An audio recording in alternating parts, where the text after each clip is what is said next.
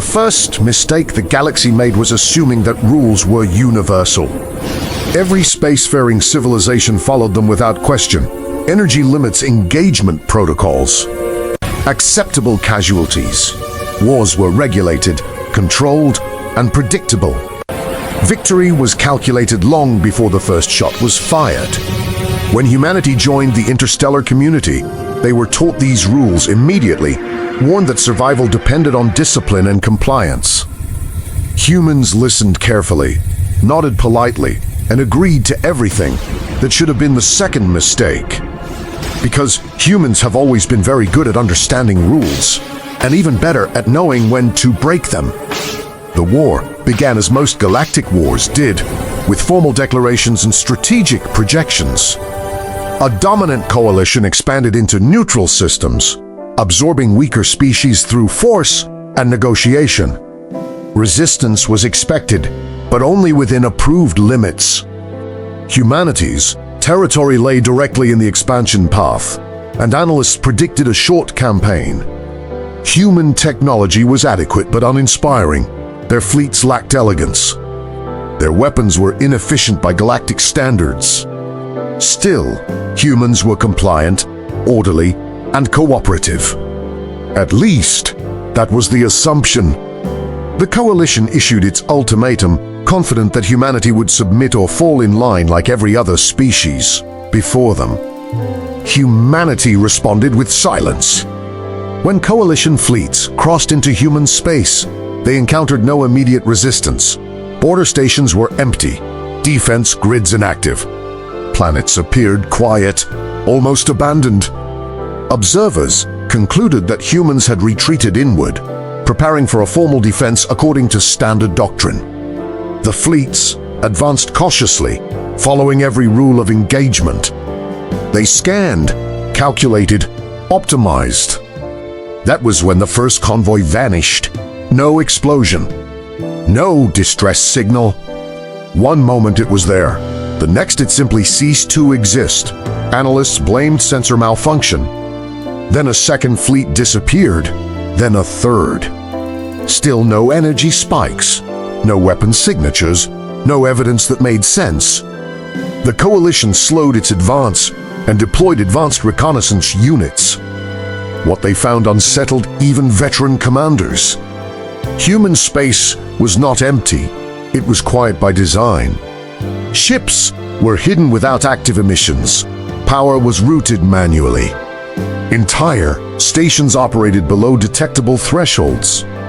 Humans were not defending their territory, they were hunting inside it. For the first time in recorded galactic history, a war was being fought without visible battle lines. Coalition forces were forced to operate blind, relying on doctrines built for enemies that announced themselves. The first direct confrontation shattered what remained of their confidence. A coalition task force finally cornered a human fleet near a dead star, expecting a conventional engagement. Human ships appeared suddenly, emerging from the darkness at close range. They did not broadcast warnings. They did not attempt communication. They did not retreat when outgunned. They closed distance aggressively, using trajectories that violated standard safety margins. Coalition commanders issued warnings about reckless maneuvering, but it was already too late. Human ships collided deliberately, breaching hulls and deploying boarding teams in the chaos. Not as a last resort, but as a primary tactic. What followed was something coalition forces were unprepared for. Humans did not disengage when losses mounted. They adapted instantly, rerouting power, abandoning damaged vessels, and turning wreckage into cover. They fought without regard for acceptable casualty ratios, because their objective was not sheer, it was denial. Every human action was designed to remove options, collapse decision-making, and force panic. Coalition forces, trained to minimize loss and preserve assets, found themselves paralyzed by an enemy that treated both as expendable. As the war escalated, the pattern became impossible to ignore. Human forces ignored established engagement zones. They attacked logistics instead of fleets. They targeted morale instead of command structures. They sabotaged infrastructure, seeded false data, and deliberately fed misinformation into enemy networks. When Coalition A is attempted to adapt, humans changed tactics again, introducing randomness where predictability was expected. The war stopped being a contest of strength and became a test of endurance. Humans were not trying to win battles. They were trying to make the war unbearable. Captured Coalition officers eventually began asking the same question. Why did humans refuse to fight properly? Why ignore rules that existed to limit suffering? The human responses were disturbingly consistent. Because rules assume both sides want the war to end. Humans fought as if the enemy would never stop unless forced to. They did not trust systems, treaties, or projections to save them. They trusted only outcomes. On their homeworld, extinction had always been a possibility, and survival had never been guaranteed by fairness. The breaking point came when Coalition leadership authorized total suppression measures, expecting humanity to collapse under overwhelming force. Instead, humans escalated beyond expectations. Civilian fleets became auxiliary support. Industrial ships were converted into weapons platforms. Every available asset was repurposed. The line between military and survival disappeared completely. The Coalition realized too late that humans had entered a state they had no word for, a condition where survival outweighed all other considerations. Actually, that moment the war stopped being winnable. The final months were marked by desperation. Coalition fleets withdrew, systems were abandoned, and negotiations were requested. Humanity accepted talks only after ensuring that the Coalition could no longer project force into human space. The ceasefire was signed without ceremony. No victory parades followed. No monuments were raised.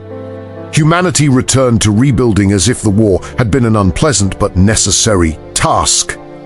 The galaxy, however, did not move on so easily. In the aftermath, galactic law was rewritten. New doctrines were added. Entire strategic models were discarded. Humanity was reclassified, not as a dominant military power, but as a destabilizing variable. Analysts concluded that humans were uniquely dangerous not because of their technology, but because they rejected the assumptions that made war manageable. They did not fight to control territory, prove superiority, or enforce ideology. They fought to remove threats permanently, regardless of cost. A senior Galactic archivist summarized it best in a report that circulated quietly among high command. Humanity does not follow the rules of war because they do not believe survival is guaranteed by them. They assume systems will fail, treaties will break, and enemies will return. When humans fight, they are not trying to win under agreed conditions. They are trying to ensure the conditions never exist again. Since that war, no major power has attempted to test those conclusions. Human space remains quiet, not because humans are peaceful, but because everyone else finally learned the most important rule of all. Never force a species that evolved through catastrophe to remind you how it survived.